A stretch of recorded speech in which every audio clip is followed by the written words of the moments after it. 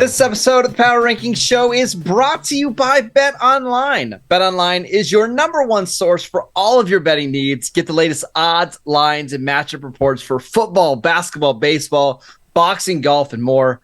BetOnline continues to be the fastest and the easiest way to place your wagers, including live betting and your favorite casino and card games that are available to play right from your phone. Head to the website or use your mobile device to sign up today and get in on the action. Remember to use promo code BELIEVE for your 50% welcome bonus on your first deposit. BetOnline, where the game starts. And that, of course, is the voice of @Marcus_Mosher. This is the Power Rankings Show, aka the Power Rankings Podcast. We're on the Brinks TV and on the Believe Network, and we thank the good folks at BetOnline for sponsoring our podcast. And I've been informed that I need to get with it and not, dilly-dally too long, tell a bunch of NFL history stories or any of that stuff, because Marcus is part of the nativity scene tonight at his church, and you bet. It's a big acting performance. What kind of preparation have you done? I'm a wise guy, wise men at my nativity. So, just a lot of doing this kind of stuff, I'm ready. You're ready. All right. Are you ready for the game tonight? I mean, you got to cover this game. Yeah. It's a big game for Seattle. I don't know how big a game this is for Dallas, because at this point, I don't know that they're catching Philadelphia, but I guess it's a big game for Dallas. I feel like it's bigger for the Seahawks. I would agree. I think for Dallas, it's just about trying to get a win and just stay alive in the NFC East, that playoff race. But for Seattle, in a lot of ways, this is their season, with games still at San Francisco next week. They play home against Philly the following week. You can't afford to lose a third straight game. No, 2 weeks ago, I thought after Seattle beat Washington, I thought for sure our wild card teams were going to be Seattle and Minnesota along with Dallas. And now I'm not so sure. So let's talk spread, total, all the goodies for tonight's game. We've got the Seahawks at the Cowboys. The Cowboys are 9-point favorites in this game. I'm not surprised by that line.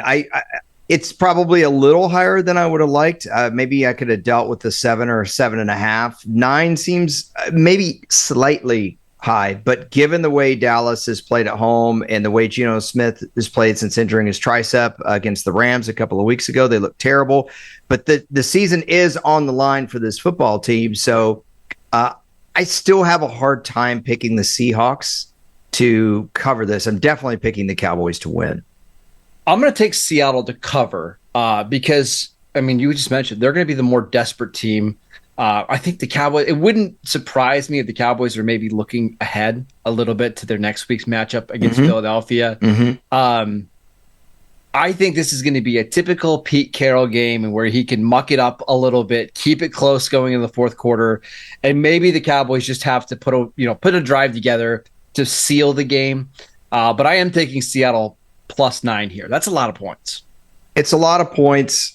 I think this is a walkaway game for me. This is not one that I want to bet on. That's for sure. Or I wouldn't want you guys out there to bet on. I think I would take the Cowboys to cover if I had to, and you put me to it. I'm a little worried about Dallas's pass rush against Seattle. This is a game Seattle's got to run the ball at least 20 times, man. Yep. Run it right into the heart.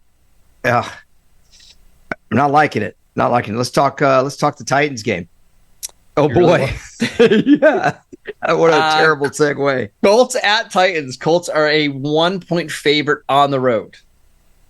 Boy, the Colts really need this game. They really do. They're in prime position to drive for that wild card spot. But I worry about this game. I could easily see Tennessee rising up and beating them at home. It seems like every time the Colts are about to pull out and show us something, they seem to drop a game like this. Am I crazy? No, I'm right there with you. No Jonathan Taylor this week. He had thumb surgery. It remains to be seen how long he's out for. This is a tough spot for Gardner Minshew. So I'm going to take the Titans to win out right here. I think I am too. I just in Will Levis has had a few starts now under his belt. You'd think he would improve here. I hate it though because I'd like to see the Colts make a move. But yeah, I'm taking Tennessee. By the way, this shouldn't be a very high total on this game. 42.5. That's about exactly where it should be. So I would not bet on the over under, but take Tennessee to win. Next one, Chargers at Patriots. The Chargers are 5.5-point favorites on the road. This is another game where why even bother? I mean, because let's look at both sides of it. If you're betting on the Chargers to win, why? How do you trust of all the teams that you can't trust in the league? This might be at the top of the list. And then the Patriots have been awful. Home, away, does it really matter where the Patriots have played? They've been awful.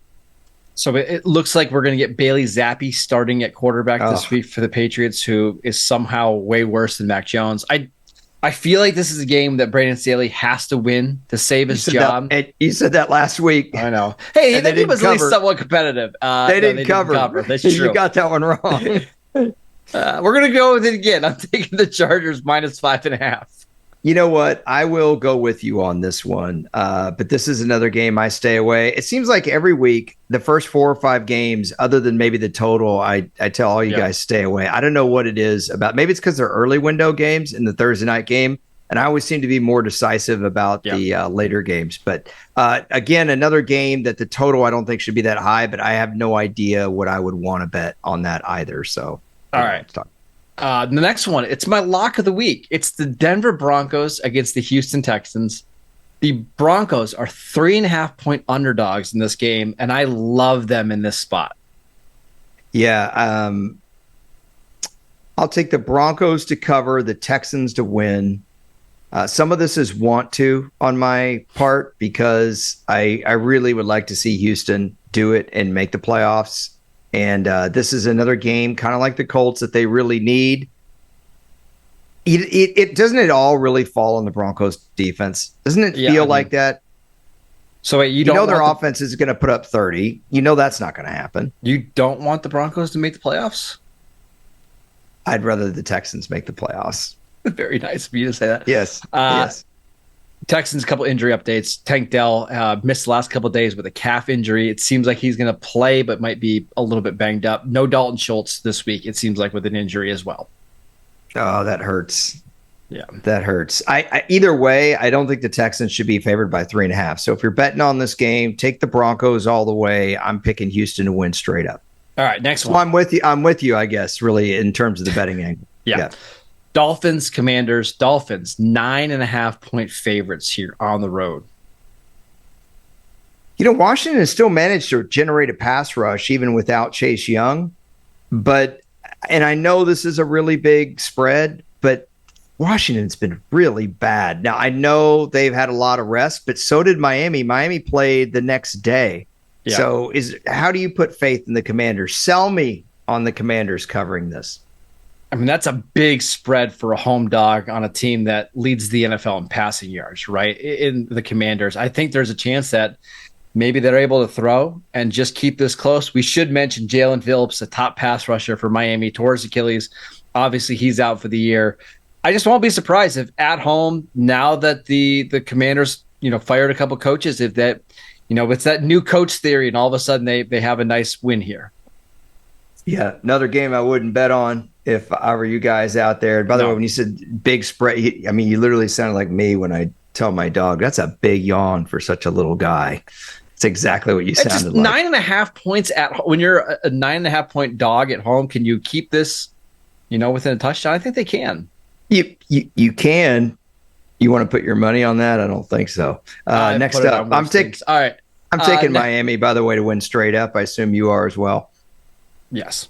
Okay. Cool.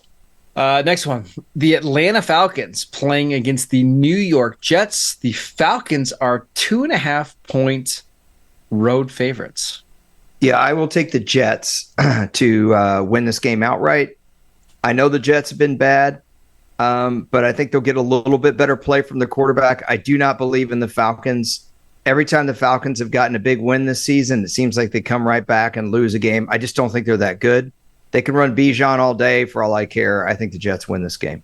Did you see Tim Boyle's college stats? Did you see that little graphic that the Amazon Prime put up? No. So during his career at UConn, he threw 1 touchdown and 13 interceptions, went undrafted, but apparently had a really good workout at UConn's pro day, and that's how he got signed by the Packers. Okay. That's right. If you want to base your pick on Tim Boyle's pro day or no, I'm taking the Jets with you. Experience. Yeah. Okay. All that just yeah. So we got the Jets to cover this. Yeah. And win outright. Yeah. Cool. Lions Saints. Lions are 4-point road favorites, and I love them here. Yeah, this is a rebound game for them. Would I like this better if it was only 3? Yes. Of course. Well, you always say to people, hey, kind of watch the line as it goes throughout the week. Tomorrow, if this creeps down to -3, then absolutely jump all over it. I still like it at -4. I don't love it as much as Marcus does, but this is a highly motivated team. You've got to think right now. And the Saints haven't gotten very good quarterback play. The Saints, it's been a wonky season, just like last year for this group. I feel like they're playing. I guess this is why you're hearing so much talk about Dennis Allen from Saints fans, is Saints fans feel like their team is playing under their talent level, and it's hard to disagree with them there. In other words, I don't think that's just fans being spoiled. The Saints gave up over 200 yards rushing last week, and now you get the Lions coming off 10 days rest with a fully healthy good line. Yeah. Good running backs. You bet. And probably wanting to not put so much on Jared Goff, given that he's had a lot of giveaways the last 2 weeks against the Bears and the Packers. Last 1:00 game. It's the Cardinals at the Steelers. So the Cardinals got that little bit of the time disadvantage here, having to play 1:00 on the East Coast. Couple of things with the Cardinals really quickly. Zach Ertz was released today. Seems like he might be going back to Philadelphia. Trey McBride not likely to play in this game with a groin injury. Neither is Hollywood Brown. Well, I'm going to guess the spread is Pittsburgh 7.5. It's only 5.5. Yeah, take that all day. I'll take Pittsburgh all day. I watched Arizona last week. I called you out for getting one wrong. I got the Cardinals badly wrong against the Rams.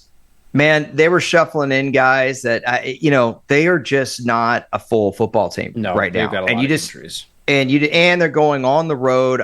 Sure, they'll be motivated to play well, but Pittsburgh's defense, the only way the Cardinals are going to be able to compete is if Kyler Murray plays schoolyard ball with these guys, runs around out of the pocket and makes a lot of plays. And maybe he can do that, but without Hollywood Brown, what receivers on the Cardinals scare you? If you're Pittsburgh, sweet. Take Pittsburgh all day with this. All right, next one. Carolina Panthers. What's your pick? You didn't. Get out of here. Okay. Yeah. All right. Carolina Panthers at Tampa Bay Buccaneers. The Bucs are 5.5-point favorites, and I'm taking Carolina to cover that spread. New coach theory.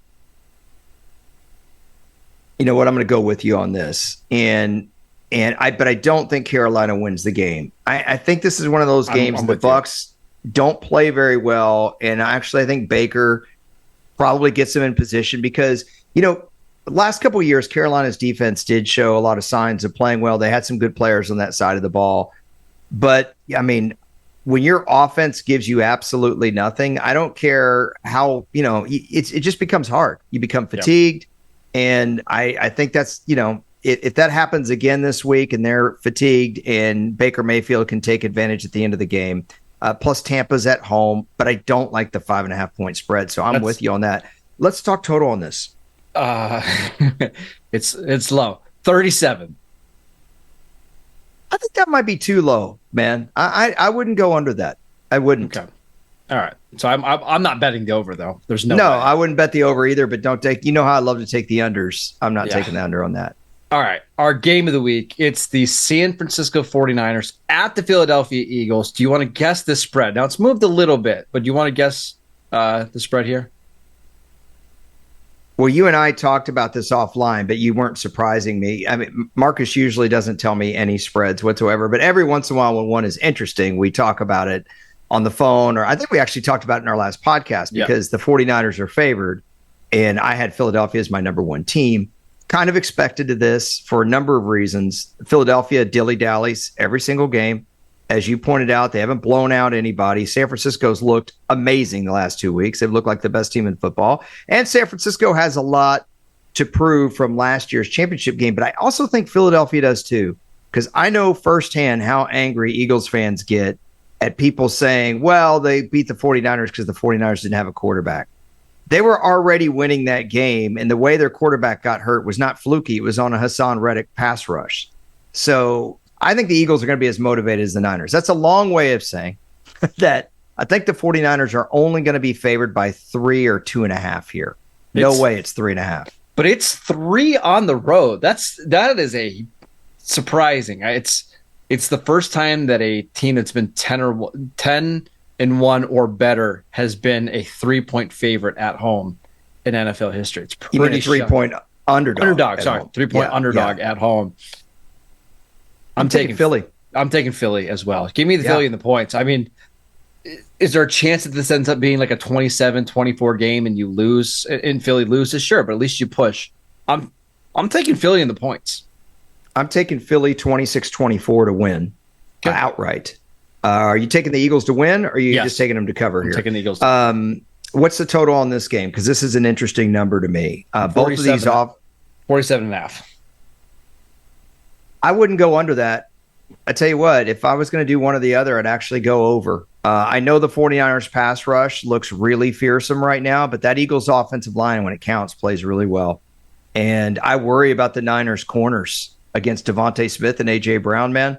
Jalen Hurts looked like he ran a little bit better last week. He's been playing with a banged up knee. What do you think here? I think I'd take the under.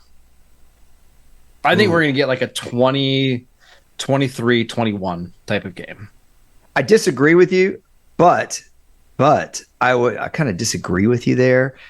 But I wouldn't bet on the total. To be honest, I would bet on the spread if you're going to bet on this game and take the Eagles. Okay, next up. Yeah, I mean, maybe our best quarterback matchup of the week. We get 2 Super Bowl MVPs against each other. We get Joe Flacco against Matt Stafford. Can't wait to see which one of these quarterbacks is elite. The Rams are 3.5-point favorites at home. Let me just say something here. This is a sneaky, super important game. Like if you're a fan and you're looking at the schedule, you're not looking at this game. You're like, Browns, Rams. I could care less. The Troy Hill Bowl. But remember that one podcast where we spent like 5 minutes talking about whether that was a good move? Remember? Yes. Okay. Yeah, I just wanted to bring it back. I've been bringing back our greatest not hits, like the Derek Carr discussion. Yes. So Cleveland's 7-4 right now. I know you think they're probably going to miss the playoffs, but this game's absolutely huge because it is a winnable game. The Rams are not world beaters. For the Rams, the Rams are now 5-6? 5-7. 5-6. 5-6. This is a game where they win it, they're right in it for the wild card, especially with Seattle playing Dallas. So in my mind, this is as big as any playoff matchup other than obviously 49ers Eagles, which is determines what number 1 seed possibly. I think that, by the way, I think this game is more important for the Rams than it is the Browns, because you mentioned how I'm not sure that the Browns aren't going to make the playoffs. They already have 7 wins. Even if they lose this one on the road, they play Jacksonville. Waffle. Well, listen, waffle so much because something changed.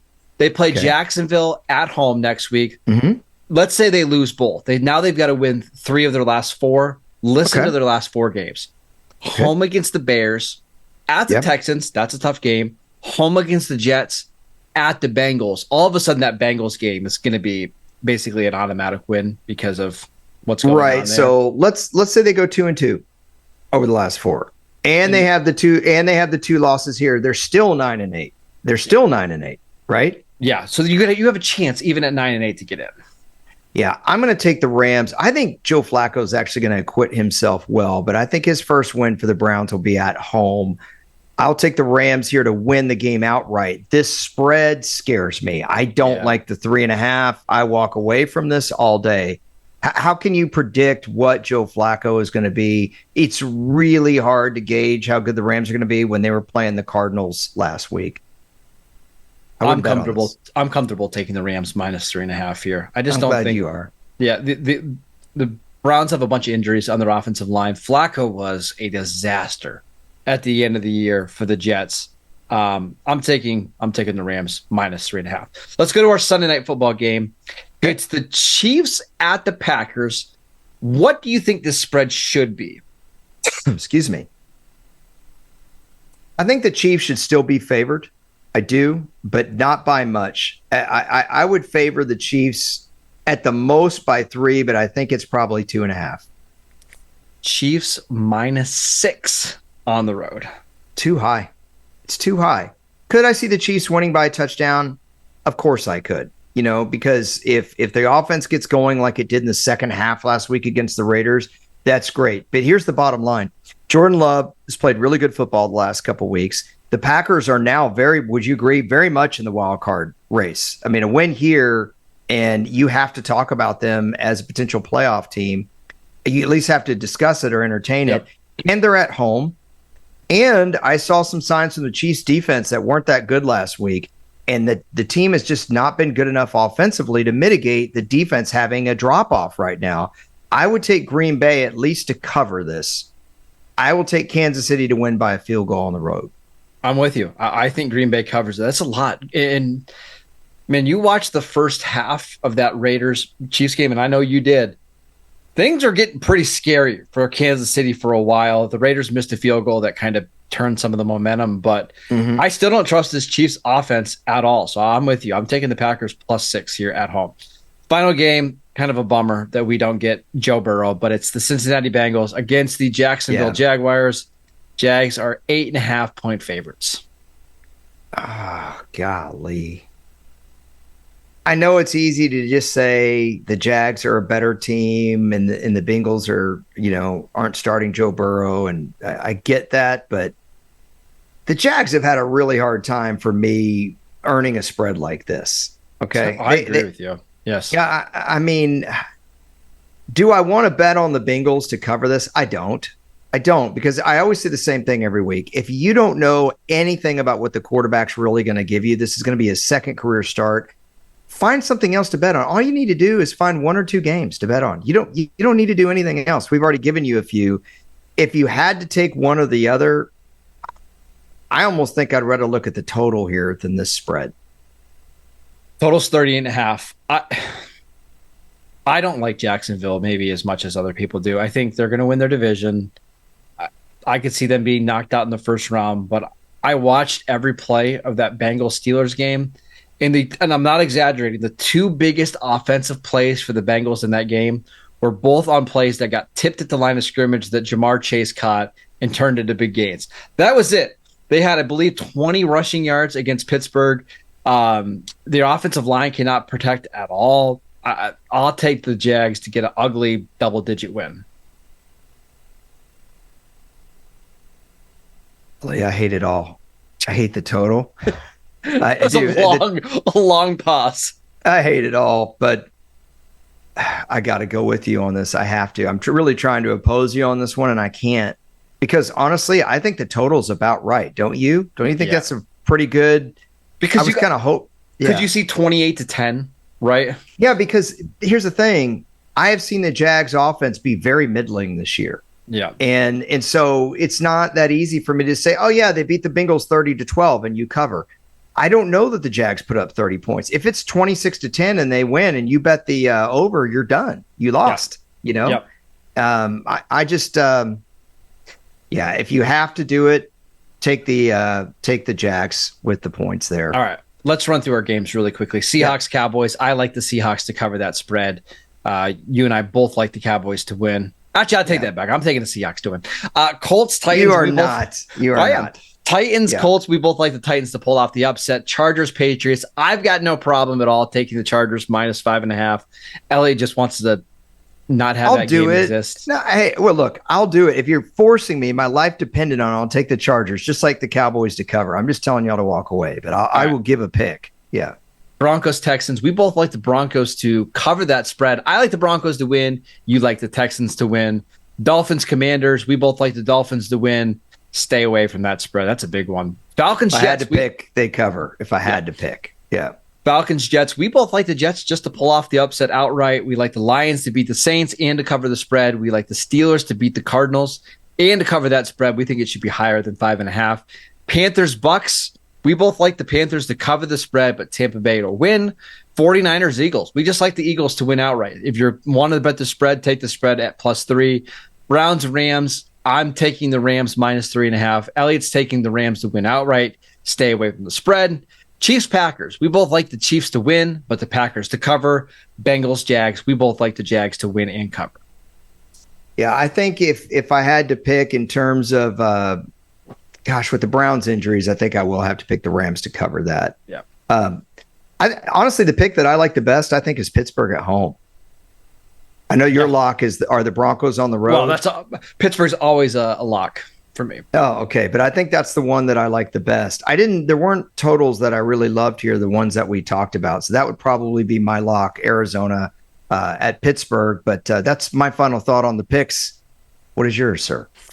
We actually just got some breaking news into the show. We have our first ever Monday Night Football flex, which has never happened before. The NFL has now made it where you can flex Monday Night Football games a couple weeks in advance.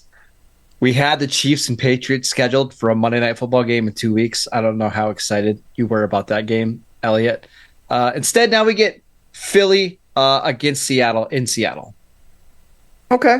I like that, but I'm telling you, this is such a big game for them. I will tell you one thing about this week's slate of games. They're not awful. We've had a lot worse weeks than this. And a lot of games have serious playoff implications riding on us. That always makes it interesting. I agree.